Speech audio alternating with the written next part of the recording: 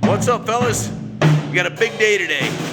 This is our new videographer, Miss Jordan Kaplan. She will be behind the camera today, so stay tuned for awesome dirt bike videos.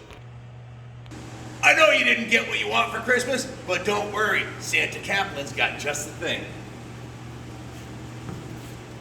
Is it a BMW? No. Is it a Harley Davidson? No. Here it is, fellas. This is the gift that you wanted. The bright red, shiny Honda ATC125 three-wheeler. The dream bike. The bike you can ride in the snow. You can ride it in the rain. You can ride it in the mud. You can ride it through the sand. It'll go anywhere. It'll climb up anything. It'll rip your house off the foundation.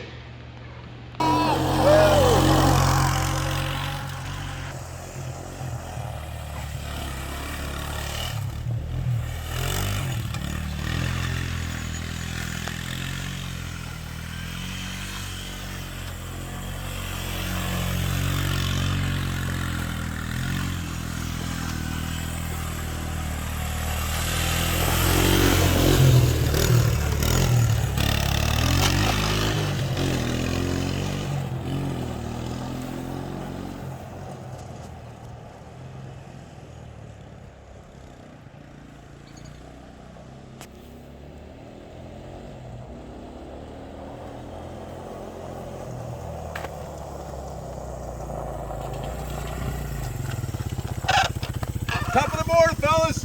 I'm Kaplan America, and this is the ATC125 Honda. It's a three-wheeler. It's amphibious. It'll float on water. It'll go through snow, and you can ride it through mud. You can ride it at nighttime. There's no curfew on this, and you can ride it 24/7. This one's absolutely bulletproof. These things are designed to run forever with a simple little four-stroke single-cylinder Honda engine. Just an awesome piece of equipment. This one has been thoroughly gone through by the techs here at the New England Motorcycle Museum. Come on inside and I'll go over the work order and tell you everything about it. Before I do, take her for a little rip.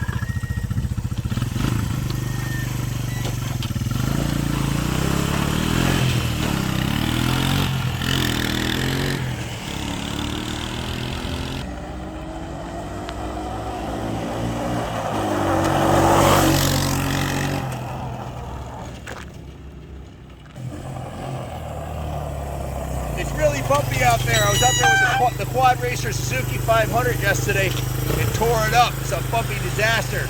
I wish it was smooth because this thing does great donuts. Come on inside, I'll tell you all about it. And if you have a big enough building, you can even ride it indoors.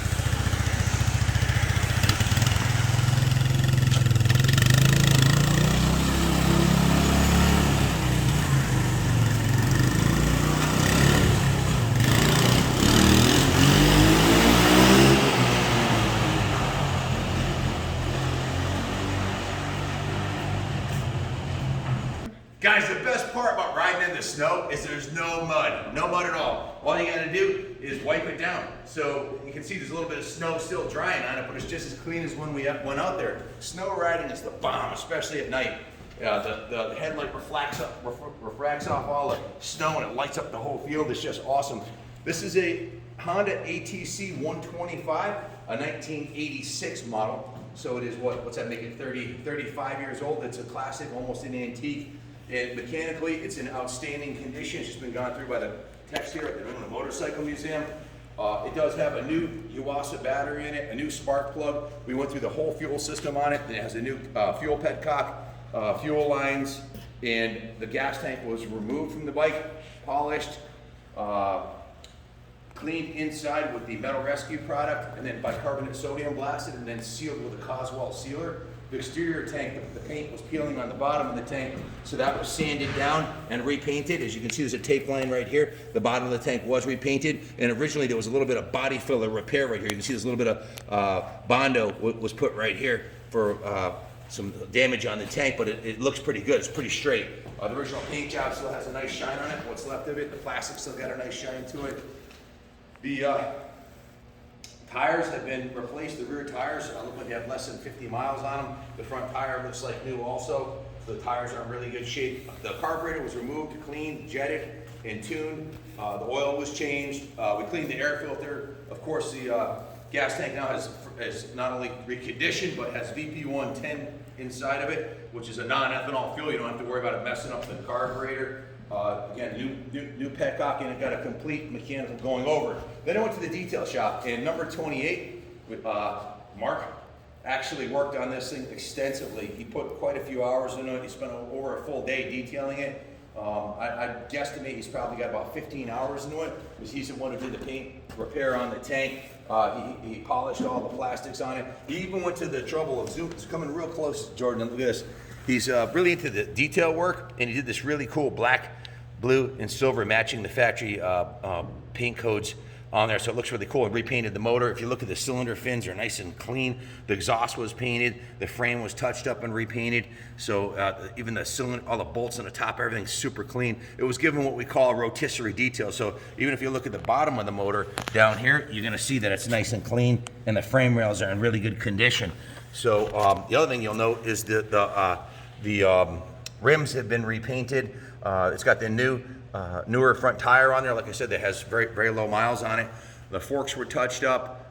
All the chrome on the bike was polished. The rear rims back here, these were sanded and painted also. You can see there, it's sake of full disclosure, you can see the edge of the rim was a little beat up from hitting some rocks. You know, it has been ridden off-road, but it's still in serviceable condition. There is a crack on the back of the plastic right here. The original seat cover is in excellent condition, indicating it doesn't have that many miles on it, because usually when you ride them a lot, they start splitting and cracking. The original fender flares are intact. This fender is in excellent condition. This is the original Honda fender with the original Honda graphics on it, which indicates it wasn't a mud runner. This rim has been reconditioned, new tire, it's been repainted. The chain's been adjusted. It has an enclosed chain. That's been serviced. The pegs are in excellent condition, as is the shifter. And if you zoom in over here, you can see, again, Mark went, I mean, that kind of detail work takes time, you know, hand sanding and pinstriping, and the whole motor. Look at the engine cases, they look like brand new. The motor is a dime piece on this thing. It runs like a brand new motorcycle. This is an ATC125M. You can see if you zoom in right here, 1986 model. It's in outstanding mechanical condition. Cosmetically, you know, it has a nice shine on it. It looks like new from 20 feet, but if you get up close, you can see the dings on the edges of the rim, the little cracks in the plastic. There's a little crack in the plastic right here too. And of course, the repair that was done on the bottom of the gas tank. The front fender has a small crack in it too. But if you're looking for an ATC to ride, this one's been gone through mechanically. It's set to go. Fun in the snow. You can tow a sled behind it with the kids on it, whatever you want to do. The brakes work good on it. The front forks, if you look at it directly from the side right here, it appears to me that they may be bent in a little bit. It doesn't affect the way it handles. If anything, it probably turns a little sharper, but I'm not positive, but one of the mechanics said he thought that maybe the forks might be bent in a little bit. So in sake of full disclosure, there you have it. Also a small crack in the front fender right here. So she's not perfect, she's not brand new, but we've spent a ridiculous amount of time going through and making it as good as we possibly could.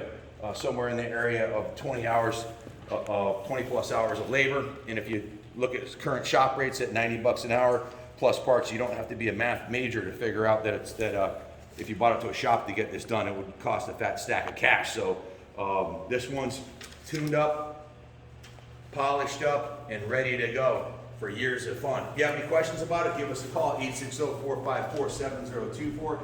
All proceeds go to the New England Motorcycle Museum Continuation Fund, and new parts for the CR500, so we can rip them in the snow for you.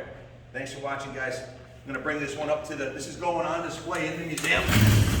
We don't have a lot of ATCs in the museum.